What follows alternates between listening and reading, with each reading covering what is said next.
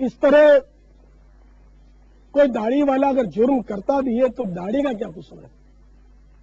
اور یہ اصل مجرم داڑھی والا نہیں ہے، مجرم آپ کا یہ سڑا ہوا بھیجا ہے کہ آپ کو اس کی داڑھی نظر آ رہی ہے۔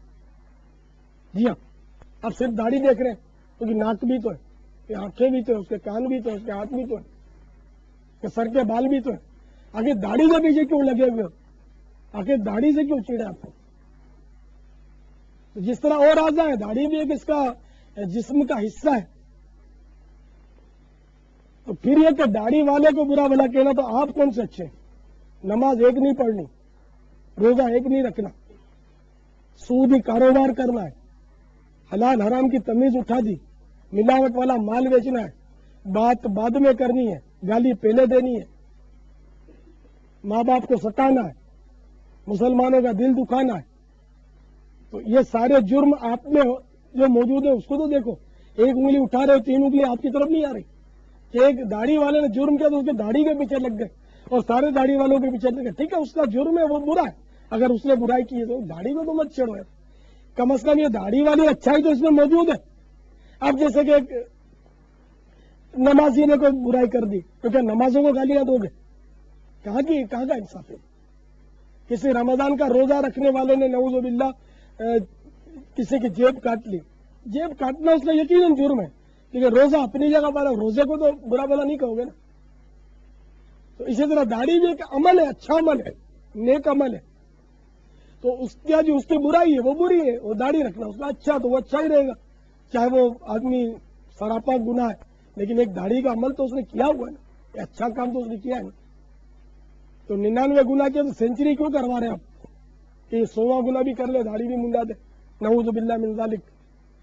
تو اس لیے داڑھی والوں کو برا بولنا یہ خود سے باطنی ہے، یہ باطن کی غلاظت ہے، گندگی ہے، جس کا اظہار یہ اپنی زبان سے کرتے ہیں، بعض نالائق اپنے قلم سے کرتے ہیں، بعض بڑے پڑھے لکھے اپ ٹو ڈیٹ لوگ جو ماڈرن اسلام کے نام سے مختلف چینلز پر آتے ہیں، وہ اس طرح اسلامی اقدار کو پامال کرتے ہیں اور اسلام کی حقیقی صورت کو مسخ کر کے پیش کرتے ہیں۔ اللہ ایسوں کے شر سے مسلمانوں کو بچا کر رکھے۔ مدنی چینل دیکھو، انشاءاللہ سینہ مدینہ بن جائے گا انشاءاللہ عز و جل، اور داڑھی امامہ اور سنتوں سے ایسا پیار ہو جائے گا کہ انشاءاللہ بیڑا پار ہو جائے گا، جاری رہے گا انشاءاللہ، جاری رہے گا انشاءاللہ، جاری رہے گا انشاءاللہ عز و جل۔ واللہ تعالی اعلم ورسولہ اعلم عز و جل، وصلی اللہ تعالی علیہ وآلہ وسلم۔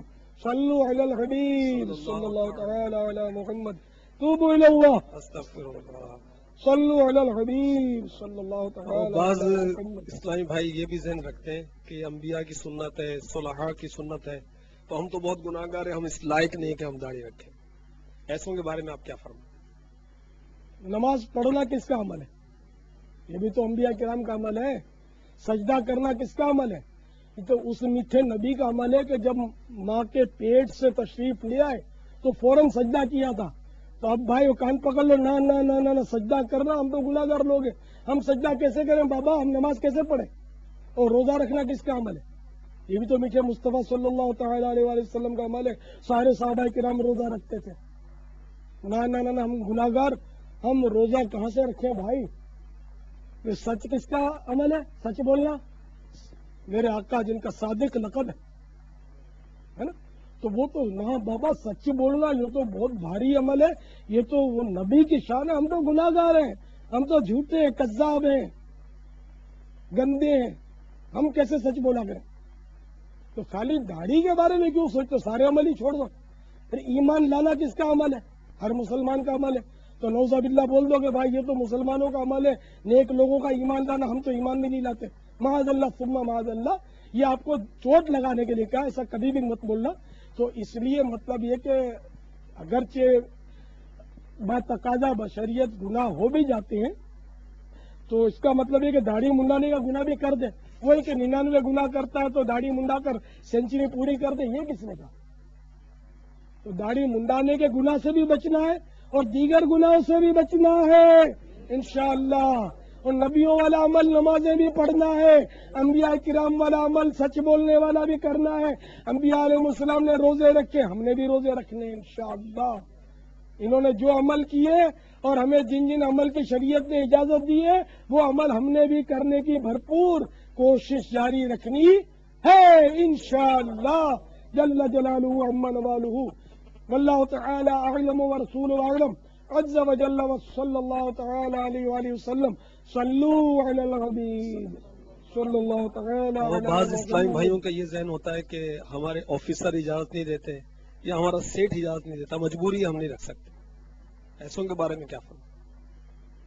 دیکھیے قرآن کی یہ آیت تو پڑھی ہوگی سورہ جمعہ میں، وَهُوَ خَيْرُ الرَّازِقِينَ، اور وہ تمام رزق دینے والوں میں بہترین ہے، بھلائی والا، سب سے اچھا وہ رازق ہے، رزق دینے والا۔ تو ایک طرف آپ کہتے ہو رزاق اللہ ہے اور پھر آپ فوراً یہ کہہ گزرتے ہو کہ میرا سیٹ منع کرتا ہے، میرا افسر منع کرتا ہے۔ ایسا سیٹ اور افسر گیا چولہے میں کہ جو آقا کی سنت سے روکے اپنے کس کام کا یار، اس کو کیا کرنا ہے، اس نے کیا کھلانا ہے اپنے کو۔ میرے پاس ایسے واقعات لائے ہیں لوگ کہ افسر نے کہا داڑھی منڈا کرا، انٹرویو میں کہا ہے داڑھی منڈا کرا، ایسے واقعات لوگوں نے بتائے، اور وہ بندہ دولت کے لالچ میں داڑھی منڈا کر جب گیا ہے تو افسر نے پھر بھی اس کو انٹرویو میں فیل کیا، نہ داڑھی رہی نہ نوکری لگی۔ اللہ روزی کا رزاق ہے، اللہ دینے والا ہے۔ اگر یہ افسروں پر روزی ہوتی تو پتہ نہیں ہم لوگوں کو سوٹ کر دیتے۔ الحمدللہ ان افسروں سے زیادہ پیٹ الحمدللہ ہمارا بھرا ہوا ہے، ہمیں اللہ نے روزی دی ہوئی ہے الحمدللہ۔ داڑھی والوں کو بڑی برکتیں اور نعمتیں اللہ عطا کرتا ہے، اس کا کرم ہے۔ قناعت کی دولت مل جائے تو بڑے سے بڑا ارب خرب پتی بھی اس کا مقابلہ نہیں کر سکتا، جس کو قناعت کی دولت نصیب ہو جائے۔ تو داڑھی کی بہت برکتیں ہیں، اور یہ سیٹ ایسی نوکری بھی ناجائز ہے کہ جہاں داڑھی رکھنے کی شرعی اجازت نہ ہو، ایسی نوکری کرنا گناہ ہے، جائز نہیں ہے۔ اللہ رزاق ہے، اور نوکری کرے، داڑھی والی نوکری کرے، جس میں تو روزی کے بہت ذرائع ہیں کہ یہی نوکری رہ گئی تھی جس کے لیے آدمی داڑھی منڈوائے، معاذ اللہ ثم معاذ اللہ۔ آپ اللہ کی رحمت پر بھروسہ کیجئے، اللہ تعالی ضرور روزی دے گا۔ جب تک اس نے زندہ رکھنا مقدر فرمایا ہے تو اس نے اس وقت تک زندہ رکھنا ہے، وہ کھلانا پلانا اس کے یقیناً ذمہ کرم پر ہے، وہ ضرور کھلائے گا۔ واللہ تعالی اعلم ورسولہ اعلم عز وجل وصلی اللہ تعالی علیہ وآلہ وسلم صلو علی الحبیب صلی اللہ تعالی علی محمد۔